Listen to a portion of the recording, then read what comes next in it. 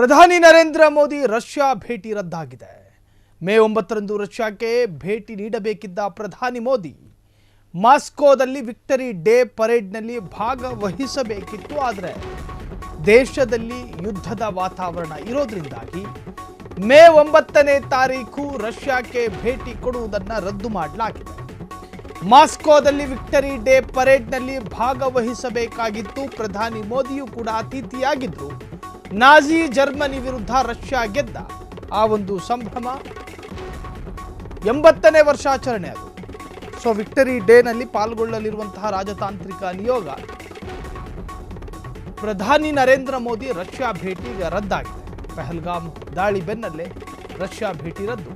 ಮೇ 9ಕ್ಕೆ ಇದ್ದಂತಹ ರಷ್ಯಾದ ಪ್ರೋಗ್ರಾಮ್ ಅದು ಆ ಶೆಡ್ಯೂಲ್ ಕ್ಯಾನ್ಸಲ್ ಮಾಡಲಾಗಿದೆ. ಮಾಸ್ಕೋದಲ್ಲಿ ವಿಕ್ಟರಿ ಡೇ ಪರೇಡ್ನಲ್ಲಿ ಭಾಗವಹಿಸಬೇಕಿದ್ದ ನರೇಂದ್ರ ಮೋದಿಯವರ ಆ ಭೇಟಿಯನ್ನು ರದ್ದು ಮಾಡಲಾಗಿದೆ.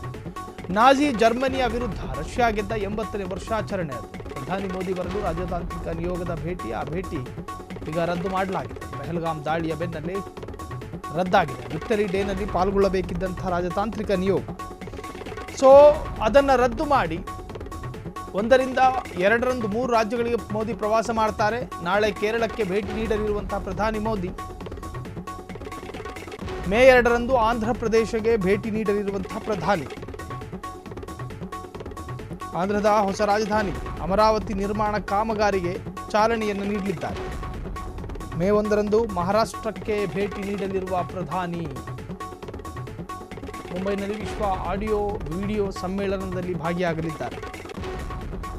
ಪ್ರಧಾನಿ ನರೇಂದ್ರ ಮೋದಿ ರಷ್ಯಾ ಭೇಟಿ ರದ್ದಾಗಿದೆ. ಸೊ ದೇಶದ 3 ರಾಜ್ಯಗಳಿಗೆ ಭೇಟಿ ನೀಡಲಿದ್ದಾರೆ. ಆಂಧ್ರ ಪ್ರದೇಶ, ಮಹಾರಾಷ್ಟ್ರ ಮತ್ತು ಕೇರಳ. ನಾಳೆ ಅಥವಾ ನಾಡಿದ್ದು ಕೇರಳ ಭೇಟಿ ಸಾಧ್ಯತೆ ಇದೆ. ಅದಾದ ನಂತರ ಆಂಧ್ರ ಪ್ರದೇಶ ಹೋಗ್ತಾರೆ. ಸೊ ಕೆಲವು ಯೋಜನೆಗಳಿಗೆ ಚಾಲನೆಯನ್ನು ಕೊಡಬೇಕಾಗಿದೆ. ಜೊತೆಗೆ ಆಂಧ್ರ ಪ್ರದೇಶದ ಹೊಸ ರಾಜಧಾನಿಯಾಗಿರ್ತಕ್ಕಂಥ ಅಮರಾವತಿಯಲ್ಲೂ ಕೂಡ ಕೆಲವೊಂದು ಕಾಮಗಾರಿಗೆ ಚಾಲನೆ ಕೊಡಬೇಕಾಗಿದೆ. ಸೊ ಹಾಗಾಗಿ ಮಾಸ್ಕೋದ ಪ್ರವಾಸ ರದ್ದಾಗಿದೆ. ಅಲ್ಲಿ ಕಾರ್ಯಕ್ರಮದಲ್ಲಿ ಅತಿಥಿಯಾಗಿದ್ದಂತಹ ಪ್ರಧಾನಿ ನರೇಂದ್ರ ಮೋದಿಯವರನ್ನು ಆಹ್ವಾನ ನೀಡಲಾಯಿತು. ಸೊ ಆ ಆಹ್ವಾನ ಅಥವಾ ಆ ಒಂದು ಭೇಟಿಯನ್ನು ಈಗಾಗಲೇ ರದ್ದು ಮಾಡಲಾಗಿದೆ. ಕಾರಣ ದೇಶದ ಪಹಲ್ಗಾಮ್ನಲ್ಲಿ ಯುದ್ಧದ ಭೀತಿ ಜೊತೆಗೆ ಉಗ್ರರ ದಾಳಿ ಸಂಬಂಧ ಆ ಒಂದು ಭೇಟಿಯನ್ನು ರದ್ದು ಮಾಡಲಾಗಿದೆ.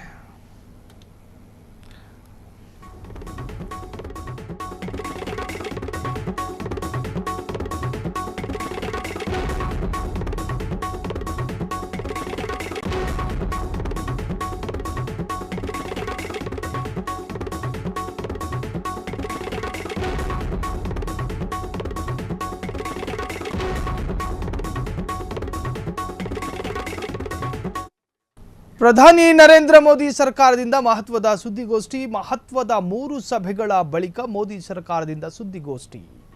ಪ್ರಧಾನಿ ಮೋದಿ ನೇತೃತ್ವದಲ್ಲಿ ನಡೆದಿದ್ದ 3 ಸಭೆಗಳದು. ಪ್ರಧಾನಿ ನರೇಂದ್ರ ಮೋದಿ ಸರ್ಕಾರದಿಂದ ಮಹತ್ವದ ಸುದ್ದಿಗೋಷ್ಠಿ. ಮಹತ್ವದ 3 ಸಭೆಗಳ ಬಳಿಕ ಮೋದಿ ಸರ್ಕಾರದಿಂದ ಸುದ್ದಿಗೋಷ್ಠಿಯನ್ನು ಕರೆಯಲಾಗಿದೆ. ಪ್ರಧಾನಿ ಮೋದಿ ನೇತೃತ್ವದಲ್ಲಿ ನಡೆದಿದ್ದ 3 ಸಭೆಗಳು. ಒಂದು ಭದ್ರತೆ ಮೇಲಿನ ಸಂಪುಟ ಸಭೆ, 2ನೇಯದು ಆರ್ಥಿಕ ವ್ಯವಹಾರಗಳ ಮೇಲಿನ ಸಂಪುಟ ಸಭೆ, ಇನ್ನು 3ನೇಯದಾಗಿ ರಾಜಕೀಯ ವ್ಯವಹಾರಗಳ ಮೇಲಿನ ಸಂಪುಟ ಸಭೆ ನಡೆದಿತ್ತು.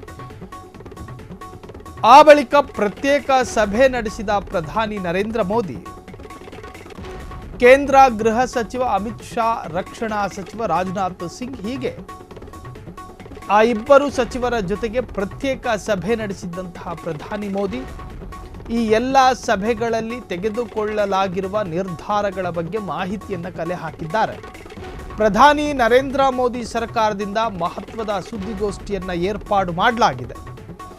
3 ಸಭೆಗಳ ಬಳಿಕ ಈ ಮಹತ್ವದ ಸುದ್ದಿಗೋಷ್ಠಿ. ಈ ಸುದ್ದಿಗೋಷ್ಠಿಯಲ್ಲಿ 3 ಸಭೆಗಳಲ್ಲಿ ಚರ್ಚಿಸಲಾದ ಮತ್ತು ತೆಗೆದುಕೊಳ್ಳಲಾದ ನಿರ್ಧಾರಗಳ ಸಾರಾಂಶಗಳನ್ನು ಅಥವಾ ಟಿಪ್ಪಣಿಯನ್ನು ಹೇಳಲಾಗುತ್ತೋ ಕೌತುಕ. 3 ಸಭೆಯನ್ನು ಕರೆಯಲಾಗಿತ್ತು. ಆ ಸಭೆಯಲ್ಲಿ ಭದ್ರತೆ ಮೇಲಿನ ಸಂಪುಟ ಸಭೆ ಮೊದಲನೆಯ ಸಭೆಯಲ್ಲಿ ಚರ್ಚೆಯಾದಂಥ ವಿಚಾರ, 2ನೇಯದು ಆರ್ಥಿಕ ವ್ಯವಹಾರಗಳ ಮೇಲಿನ ಸಂಪುಟ ಸಭೆ, 3ನೇದು ಇನ್ನು ಆ ಬಳಿಕ ಪ್ರತ್ಯೇಕ ಸಭೆಯನ್ನು ಕೂಡ ನಡೆಸಿದರು ಪ್ರಧಾನಿ ನರೇಂದ್ರ ಮೋದಿ. ಕೇಂದ್ರ ಗೃಹ ಸಚಿವ ಜೊತೆಗೆ ರಕ್ಷಣಾ ಸಚಿವ ರಾಜನಾಥ್ ಸಿಂಗ್ ಅವರ ಜೊತೆಯೂ ಕೂಡ ಚರ್ಚೆಯನ್ನು ಮಾಡಲಾಯಿತು. ಸೊ ಅಮಿತ್ ಶಾ ಜೊತೆಯೂ ಕೂಡ ಚರ್ಚೆಯನ್ನು ಮಾಡಲಾಯಿತು. ಆ ಇಬ್ಬರು ಸಚಿವರ ಜೊತೆಗೆ ಪ್ರತ್ಯೇಕ ಸಭೆಯನ್ನು ನಡೆಸಿದ್ರು ನರೇಂದ್ರ ಮೋದಿ. ಸೊ ಈ ಎಲ್ಲ ಸಭೆಗಳಲ್ಲಿ ತೆಗೆದುಕೊಳ್ಳಲಾಗಿರುವಂತಹ ನಿರ್ಧಾರಗಳ ಬಗ್ಗೆ ಮಾಹಿತಿಯನ್ನು ಈಗಾಗಲೇ ಸಂಗ್ರಹಿಸಲಾಗಿದೆ. ಜೊತೆಗೆ ಪತ್ರಿಕಾಗೋಷ್ಠಿ ಅಥವಾ ಸುದ್ದಿಗೋಷ್ಠಿಯನ್ನು ಕರೆದು ಈ ಎಲ್ಲ ಸಭೆಗಳ ಸಾರಾಂಶಗಳನ್ನು ಹೇಳಲಾಗುತ್ತೋ ಅನ್ನುವಂತಹದ್ದೇ ಕೌತುಕದ ವಿಚಾರ. ಒಟ್ಟಾರೆ ಇನ್ನೇನು ಕೆಲವೇ ಕ್ಷಣಗಳಲ್ಲಿ ಪತ್ರಿಕಾಗೋಷ್ಠಿ ಕರೆದು ಈ ಸಭೆಗಳ ಸಾರಾಂಶ ಮತ್ತು ಉದ್ದೇಶಗಳನ್ನು ವಿವರಿಸಬಹುದು ಎಂದು ಹೇಳಲಾಗ್ತಾ ಇದೆ. ಪ್ರಧಾನಿ ನರೇಂದ್ರ ಮೋದಿ ಸರ್ಕಾರದಿಂದ ಮಹತ್ವದ ಸುದ್ದಿಗೋಷ್ಠಿಯಾಗಿದೆ. 3 ಸಭೆಗಳಾಯಿತು. ಆ 3 ಸಭೆಗಳಲ್ಲಿ ಸಾಕಷ್ಟು ಚರ್ಚೆಗಳಾಯಿತು.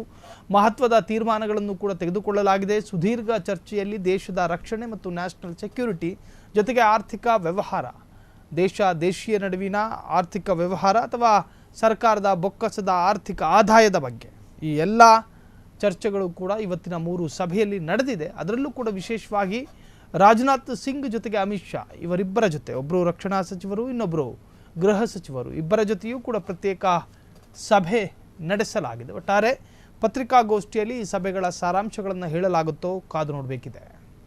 ಕ್ಷಣ ಕ್ಷಣದ ಸುದ್ದಿಗಳಿಗಾಗಿ ಫ್ರೀಡಂ ಟಿವಿ ಸಬ್ಸ್ಕ್ರೈಬ್ ಮಾಡಿ, ಲೈಕ್ ಮಾಡಿ ಹಾಗೂ ಫಾಲೋ ಮಾಡಿ. ಹೊಸ ಸುದ್ದಿಗಳ ನೋಟಿಫಿಕೇಶನ್ಗಾಗಿ ಬೆಲ್ ಐಕಾನ್ ಮೇಲೆ ಕ್ಲಿಕ್ ಮಾಡಿ.